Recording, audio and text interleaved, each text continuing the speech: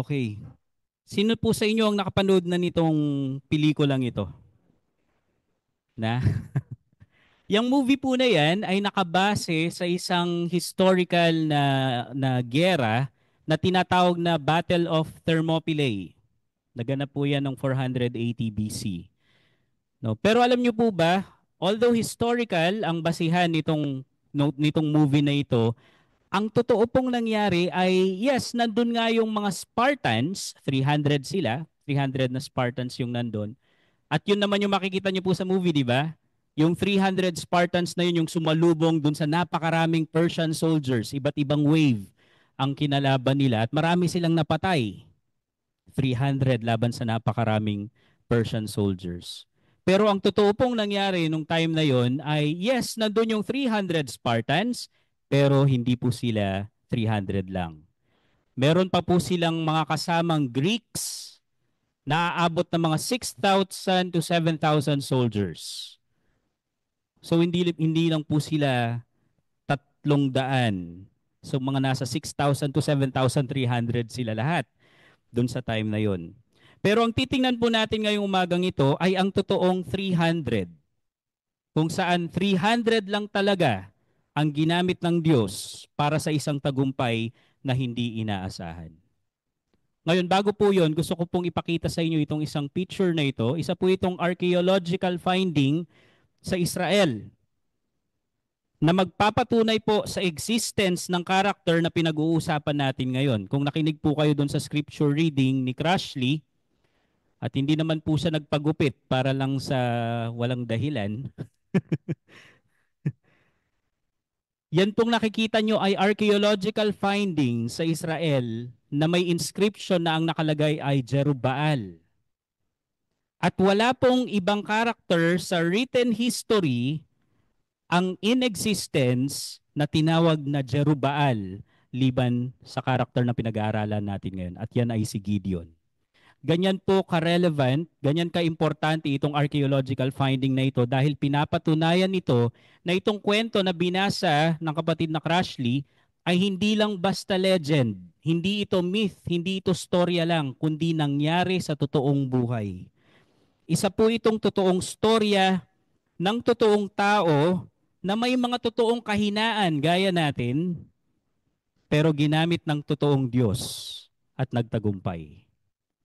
Yan po si Gideon. At sa umagang ito, ipapakita po sa atin ni Gideon ang katotohanan na nangyari sa kanyang karanasan na ito, trust in God and watch Him increase your faith.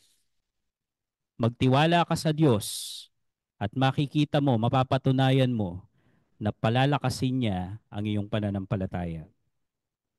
Ngayon, sino po ba muna? Si Gideon. Sino itong character na ito? Hindi po natin titingnan lahat ng detalye sa kanyang buhay, kundi yung mga basics lang. Yung madalas nakukwento sa mga Sunday School or VBS, yan po ang titingnan natin. Una, si Gideon po ay isa sa mga heroes of faith na mababasa natin sa Hebrews 11 verse 32. So sa kabila na ang pagkakakilala sa kanya ng marami ay isa siyang duwag, siya po ay nandun sa magigiting na heroes of faith. Kasama po sa nila Samuel, nila David, nila Samson, no? Nandun po siya sa hilera ng mga tao na yan. Liban po sa pagiging hero of faith, isa din po siyang hukom.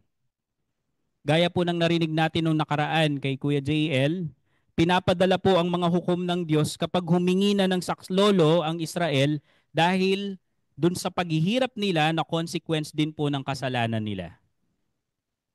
So si Gideon ay pinadala ngayon ng Diyos. Alam niyo po, sa tindi ng paghihirap ng mga Israelita nung time niya, kinailangan po nilang magtago sa mga kuweba, sa bundok, at sa iba pang pwedeng mapagtaguan. Ganun po kahirap. No, isipin niyo po ngayon, paano kung aatakihin tayo ng ilang mga malalaking bansa? Saan po kayo magtatago? Sa supermarket ng SM? Dito sa baptismal tank? Di ba? Mahirap pong magtago sa mga bahay kapag nangyari yan. So, saan po tayo magtatago pag ganun? Tapos alam niyo po, liban sa pagtatago nila doon sa mga lugar na yon, meron silang mga pananim syempre para mag-survive sila eh. para may makain sila. Pero alam niyo po yung ginagawa ng mga Midianita doon sa mga pananim nila? Sisirain po nila yun. So pag sinira yun ng mga Midianita, ano mangyayari? Nga, wala silang pagkain, gutom. Ganyan po sila kawawa noong time na yun. Tapos syempre, liban sa pananim, meron pa silang pwedeng pagkunan ng pagkain, which is yung mga hayop. Pero ano po ang ginagawa ng mga Midianita doon sa mga hayop nila? Kinukuha nila. Ang hirap itago ng mga hayop. No? Pag nagme na yung kambing, wala na. Huli na. Kung saan ang isda yung alaga mo, di ba? Walang ingay na gagawin yan eh. Pero yung mga alaga nila nun, mga hayop, mga cattles. So kawawa po talaga sila. So paano nga naman sila magsusurvive sa ganong sitwasyon? Kaya naman po sa Judges 6 verse 6, ito po ang sinabi. Naging kahabag-habag ang kalagayan ng mga Israelita dahil sa mga Midianita, kaya humingi sila ng tulong sa Panginoon. Ano po ba naging kasalanan ng mga Israelita nung time na ito? Sila po ay nangaliwa. Sila ay sumamba sa ibang Diyos. At isa sa mga Diyos na sinamba nila liban kay Yahweh ay tinatawag na Baal. Pero alam niyo po, kung babasahin niyo yung Judges chapter 6, matapos sabihin kanina, earlier, makikita niyo po dyan na humingi sila ng tulong sa Panginoon. Nasa verse 6 po yan. Ituloy niyo po yung pagbabasa niyo, makikita niyo meron pa rin silang mga rebulto nila Baal na nandun. Kahit tumihingi na sila ng tulong sa Panginoon, nandun pa rin yung pagkakasala nila. Hindi nila maiwan yung pagkakasala nila kahit tumihingi na sila ng tulong sa Panginoon. Sumasamba pa rin sila sa foreign gods. Ngayon, sa umagang ito, titingnan po natin ang dalawang bahagi sa buhay ni Gideon. Una, titingnan po natin ang kanyang pagkakatawag at ikalawa, titingnan natin yung battle na nilabanan niya. Una, tingnan po natin yung pagkatawag kay Gideon. Sa Judges chapter 6 verse 11, makikita po natin na nagtatrabaho si Gideon para may makain sila. Nagtatrabaho siya, ano yun? Yung palay. Yun yung tinatrabaho niya para may makain sila. Pero saan niya po ito ginagawa? Yung inaalis niya yung ano, ipa po ba yung tawag doon? Yung para, ayan, pag inalis kasi ang ipa, ang magandang lugar para gawin yun ay doon sa mataas na lugar kung saan may hangin, tapos ipupukpok nila yon sa ilang mga lugar, tapos yung magaan na bahagi, lulutang o hahanginin. No, yun po yun. Kaya madali yung trabaho kapag nandun sila sa mataas na lugar. Pero saan ito ginagawa ni Gideon? Ginagawa niya yon sa wine press, sa pisaan ng ubas. Bakit niya po yun ginagawa doon? Nabanggit ko na po kanina kung paano sila inaalipusta ng mga Midianita. Nagtatago siya. Kasi kapag nakita siya ng mga Midianita na ginagawa yon, kukunin nila yung pagkain niya. Gutom na naman sila. Ganyan po yung, ito po yung isang ancient wine press na natagpuan sa isang disyerto sa Israel. Yan, ganyan po yan kalalim. At imagine niyo po, si Gideon ay nandyan sa loob niyan at yan, nagpapagpagpagpag. Ang hirap, walang hangin na dumadaan doon. So matagal yung gagawin niya. Pero mas okay na yon kaysa mahuli siya ng mga kalaban.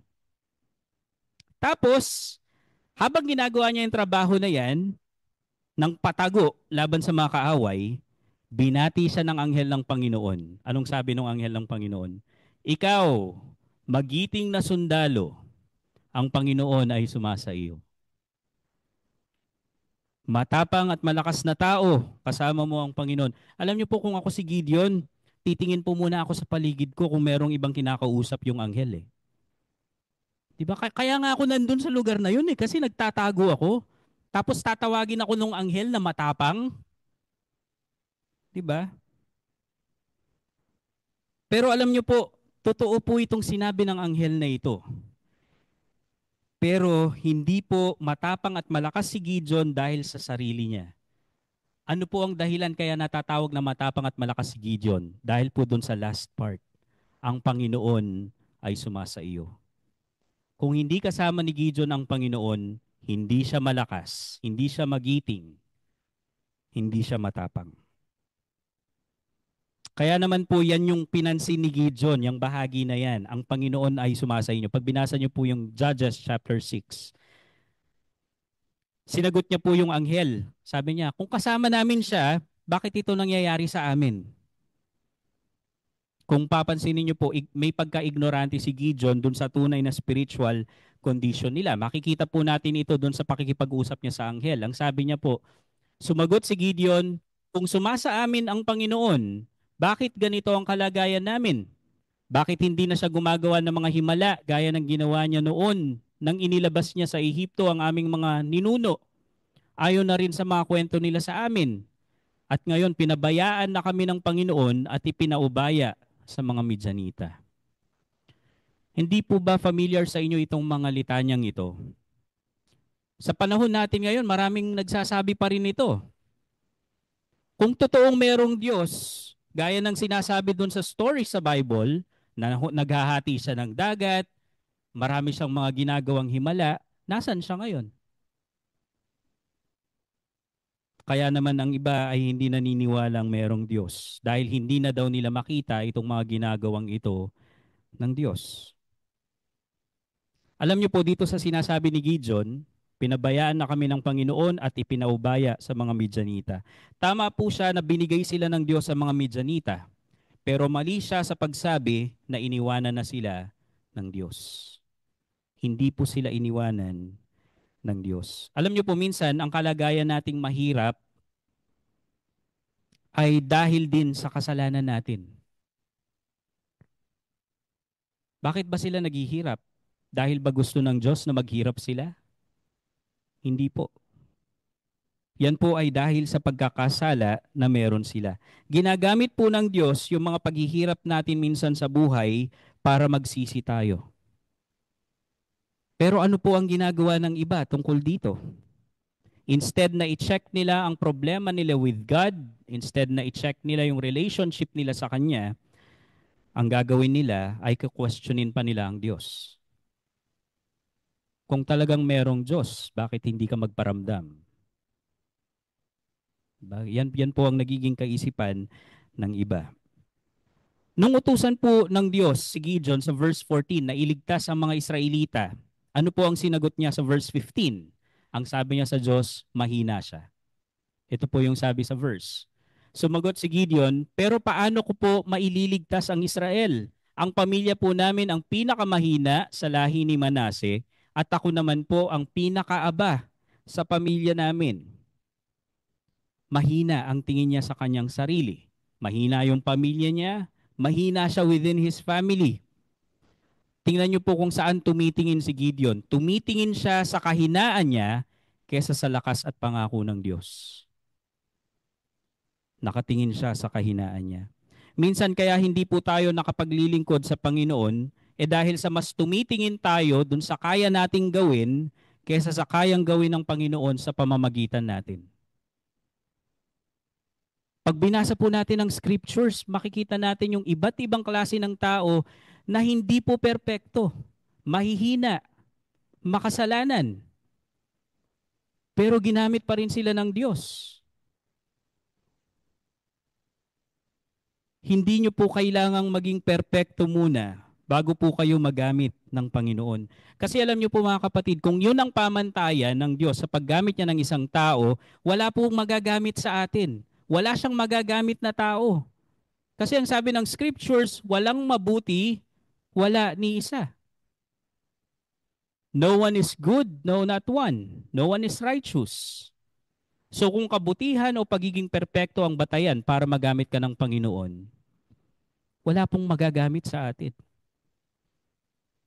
Pero dahil ang mga ginagamit ng Panginoon ay may kasalanan, mahina, may fear, pasok po tayo lahat. Diba? Sino po dito ang walang fear? Sino po sa inyo ang walang weakness? Sino sa inyo ang walang mahina o mababa ang pagtingin sa sarili? Lahat tayo siguro makaka-relate po kay Gideon pagdating sa pagiging coward niya. At yung pagkatakot na yon natin sa sarili nating kahinaan, ay nagpapakita na pwede tayong magamit ng Diyos, kagaya ni Gideon na natatakot ng mga sandaling yun.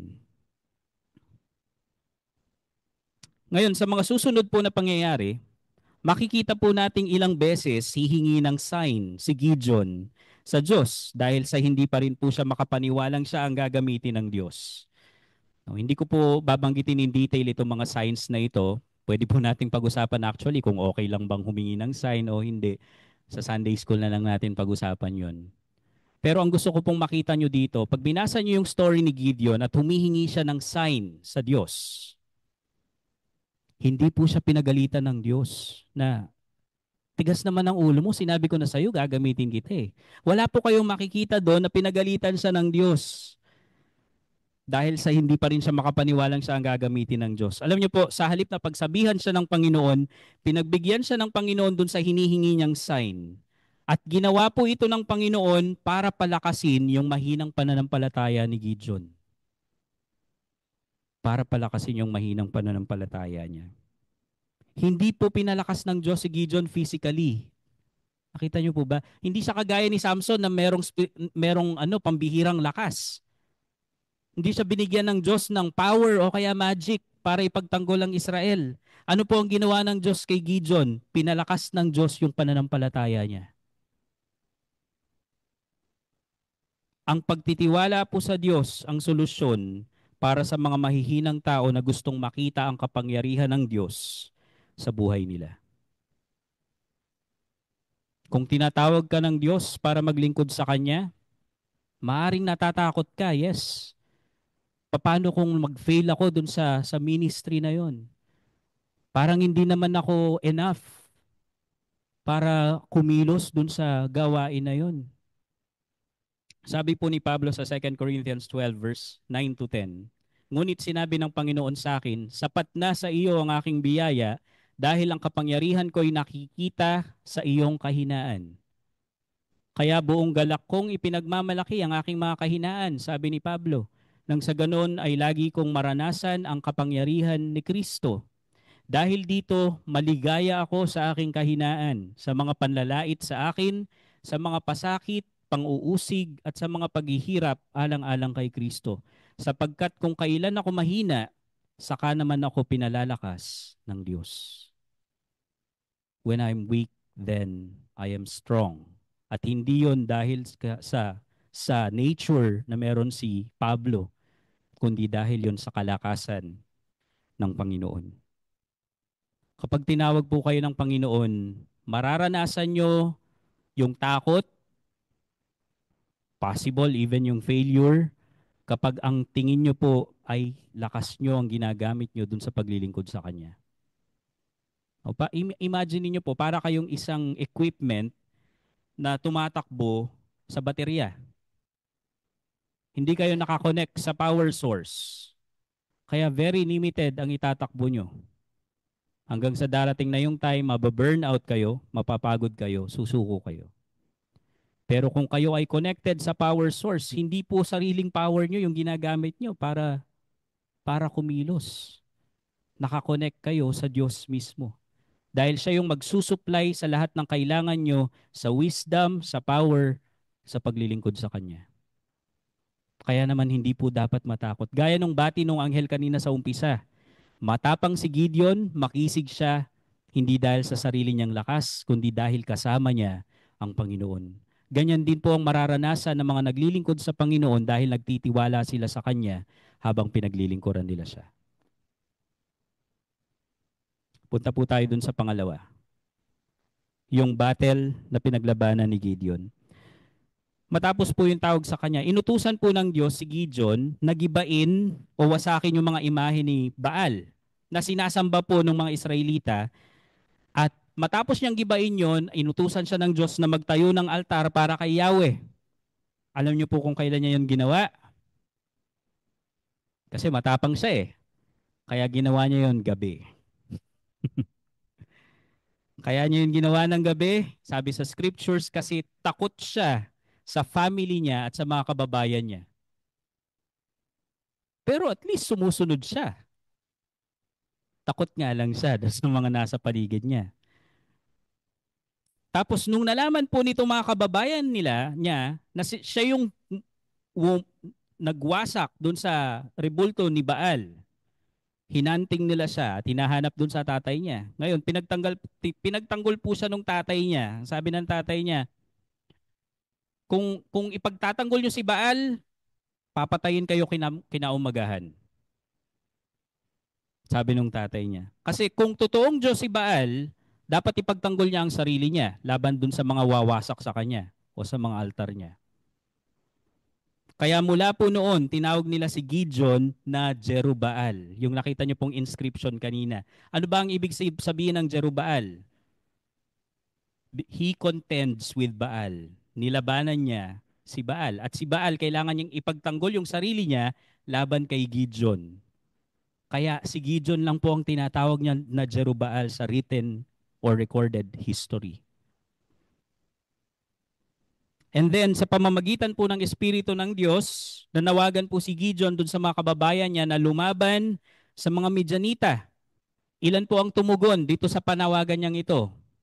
Kung nakikinig po kayo sa scripture reading kanina, pero parang hindi nabanggit. Pero kung nagko-compute po kayo, ilan ang tumawag, ilan ang tumugon sa panawagan ni Gideon? 32,000 ang tumugon sa panawagan niya. Enough po ba ito? Dami, di ba? 32,000, kumpara nyo po sa atin. Ilan ba ang kalaban nila? 32,000 ang tumugon sa tawag ni Gideon. Ilan ang kalaban nila? Meron po ba nakakaalam? Hula. Na? 180? Parang yung sa Assyrian yan, yung pinatay ng anghel. Hula pa po, meron? 200 million. Marami po yan. Ang kalaban po nila ay 135,000 na mga Midianita. Malapit na. 135,000. Kung kayo po si Gideon, gaano po kayo ka-confident harapin ang 135,000 gamit ang 32,000? Di ba? Na? 0.1%. Galing talaga sa math nito. Tapos, isang araw, sasabihan pa siya ng Diyos, masyado kang maraming kasama. Di ba? Masyado kang maraming kasama. Alam niyo po, times 4 na yung dami ng kalaban nila sa kanila. Tapos masyado pa siyang maraming kasama sa lagay na yon. Di ba? Parang mapapakamot na lang ako pag narinig ko yun mula sa Diyos. 32,000 lang ito, Lord. 135,000 yung kalaban. Tapos masyado kaming marami.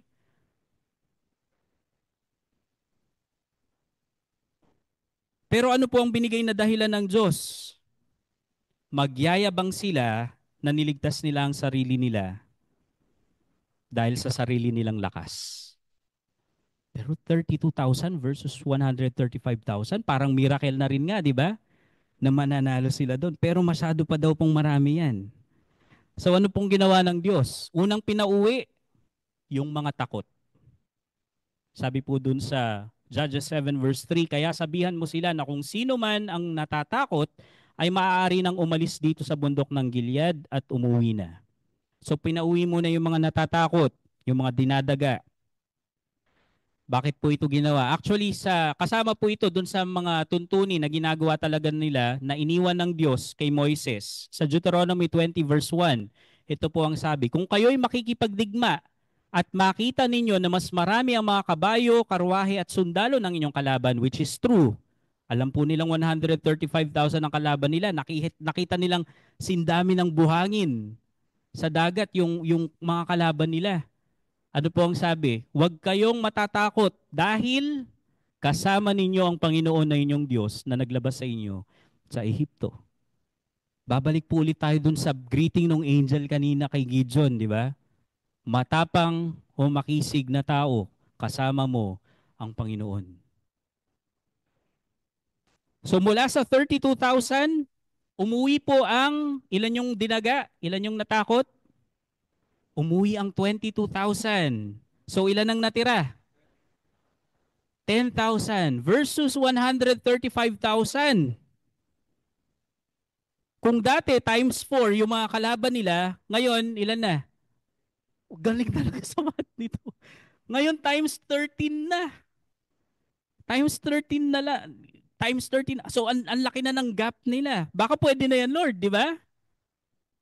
Pero ano po ang sagot ng Panginoon? Masyado pa rin yang marami. Masyado pa rin yang marami. Yun pa rin ang sagot ng Panginoon sa kanila. So ngayon sa pamamagitan ng pag-inom, in-identify ng Diyos kung ilan ang gagamitin niya para talunin ang mga Midianita. Meron po bang significance yung paraan ng pag-inom nila? Hindi po natin alam. Pero ang alam natin, ang bilang ay 9,700 versus 300.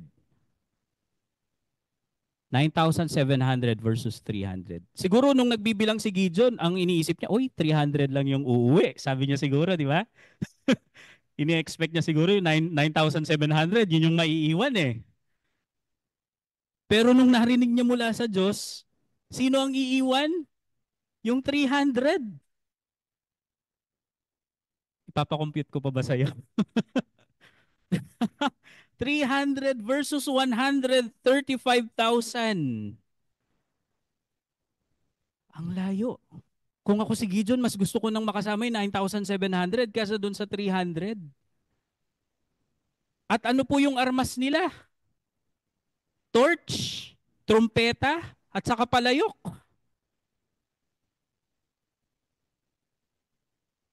Bakit po ito ginawa ng Diyos? Bakit nangyari itong mga bagay na ito? Gusto po ng Diyos na magtiwala sila sa lakas niya, hindi sa dami nila. Gusto ng Diyos na magtiwala sila hindi dun sa mga armas nila. Dahil kapag ang Diyos ang nasa panig mo, hindi problema ang dami ng kaaway. Pag ang Diyos ang nasa panig mo, hindi problema ang laki ng kaaway.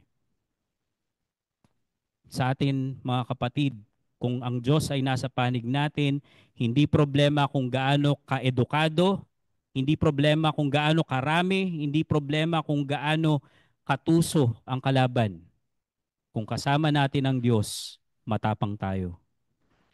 Mga kapatid, kapag inaalis po ng Diyos yung mga resources natin, gaya nung nakita natin sa simula, inalis niya yung resources ng mga Israelita. I-check po natin yung buhay natin kasi baka gaya nga ng mga Israelita, may ibang dinidiyos yung buhay natin at pinapalo tayo ng Diyos. Pero sa kabilang banda, matapos po nating magsisi at manumbalik sa Kanya, kung inaalis pa rin ng Diyos yung mga resources natin, kung paanong trinim down ng Diyos yung dami ng sundalong kasama ni Gideon, kung inaalis po ng Diyos yung mga resources na yan na inaasahan natin sa buhay, hindi po ito para pagdusahin tayo, kundi para pagyamanin yung pananampalataya natin sa Kanya. Baka kasi minsan mas umaasa na tayo dun sa resources natin kesa sa Diyos. Baka minsan mas umaasa na tayo sa galing natin kesa sa Diyos. So magtiwala po tayo sa Diyos. Bago po yung gerang ito, bago umatake sila Gideon, meron po siyang isang ginawa. Sumamba, sumamba siya sa Diyos. Gideon worship before going to battle. Bakit? Kasi alam niya yung source ng power niya. Ang source ng power niya ay hindi siya. Wala nga siyang military experience. Wala siyang military intelligence.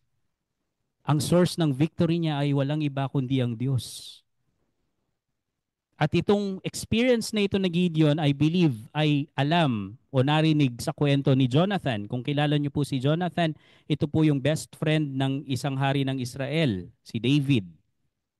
At sabi ni Jonathan, nung aatakihin nila yung kampo ng mga Pilisteo, ilan po yung kasama niya? Isa lang ang kasama niya. I believe na inspire po siya sa kwento ni Gideon. Kaya nga sabi ni Jonathan nung time na yon, baka sakaling tulungan tayo ng Panginoon dahil walang makakapigil kung loloobin niyang magtagumpay tayo kahit marami o kakaunti tayo. At nagtagumpay nga sila nung time na yon.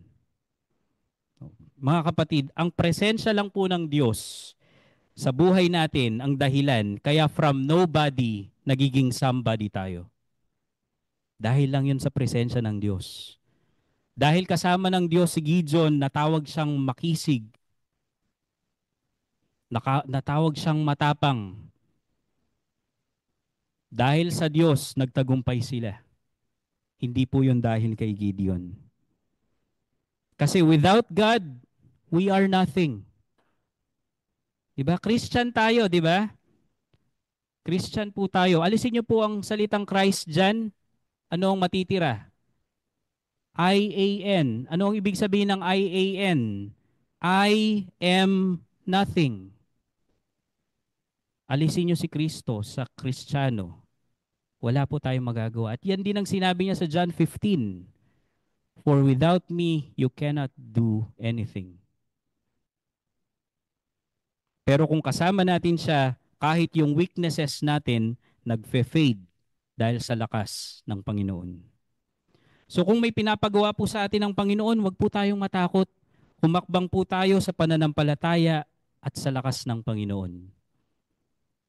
Kung di nyo pa po alam kung saang ministry kayo tinatawag ng Panginoon, lapit lang po kayo kay Kuya Jepoy para sa Spiritual Gifts Inventory. And magsimula po kayo maglingkod sa Kanya kung saan pwede, kung saan may available opportunity. May pagtuturo sa mga bata, sige, turo tayo. May training sa pag-MC, sige, go tayo dyan. At pag nagsimula ka na maglingkod sa Kanya sa iba't ibang areas, doon ka ide-direct ng Diyos at i-refine ka ng Panginoon.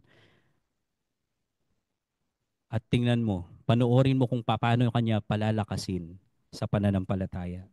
Sabi po sa 1 Corinthians 1 verse 26 to 31 of verse 27, ngunit pinili ng Diyos ang mga itinuturing ng mundo na mangmang upang hiyain ang marurunong.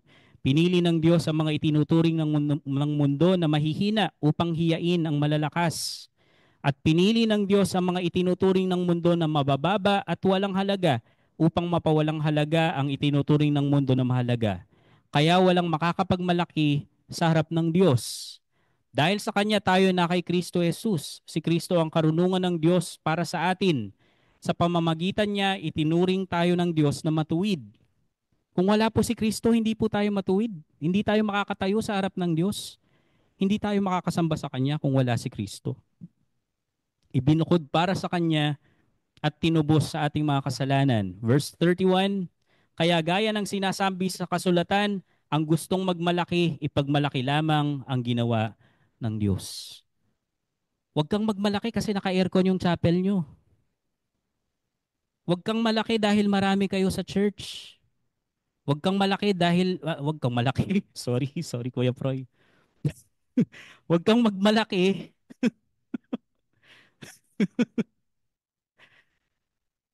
Huwag kang magmalaki dahil marami kang ministry. Magmalaki ka dahil lang sa ginawa ng Diyos. Kung ikaw ay nasa ministry, ipagmalaki mo yung lakas ng Diyos. Siya lang ang dapat nating ipagmalaki. 2 Corinthians 1 verse 8 to 9 ang sabi po, napakabigat ng mga dinanas namin. Si Pablo po ang nagsasalita dito. Halos hindi na namin makayanan at nawalan na kami ng pag-asang mabuhay pa. Ang akala namin noon ay katapusan na namin. Bakit po dumaan sila Pablo sa ganyan kahirap na kalagayan? Ngunit nangyari ang lahat ng iyon para matuto kami na huwag magtiwala sa aming sarili kundi sa Diyos na siyang bumubuhay ng mga patay. Kapag dumadaan po tayo sa mga trials, sa sufferings, tandaan natin mga kapatid, pinapaalalahanan tayo ng Diyos na umasa tayo sa Kanya. Hindi sa sarili natin, hindi sa lakas natin. Bilang konklusyon mga kapatid, hindi na po tayo nakikipagdigma gaya ng mga Israelita. Pero nakikipaglaban pa rin po tayo sa kadiliman. Ang SRGC ba ay may mga mananampalatayang umaasa sa kapangyarihan ng Diyos sa pagtupad ng kalooban niya? O marami itong member na takot humakbang sa pananampalataya? May mga tiyak po na utos sa atin ang Panginoon. Tungkulin nating mga mananampalataya ang sambahin siya, paglingkuran siya sa pamamagitan ng mga kapatid, at gawing alagad niya yung mga iba pang mga tao. At sa paggawa po natin ng mga ito, minsan iisipin po natin, hindi tayo karapat-dapat para gawin yung mga bagay na yon. Mahina tayo, hindi tayo marunong magsalita o magturo, hindi natin kaya, marami pa tayong mga excuses na maiisip gaya ng pagtingin ni Gideon dun sa weaknesses niya. Mga kapatid, wag po tayong panghinaan ng loob. Trust in God and watch Him increase your faith. Magandang umaga po sa inyong lahat.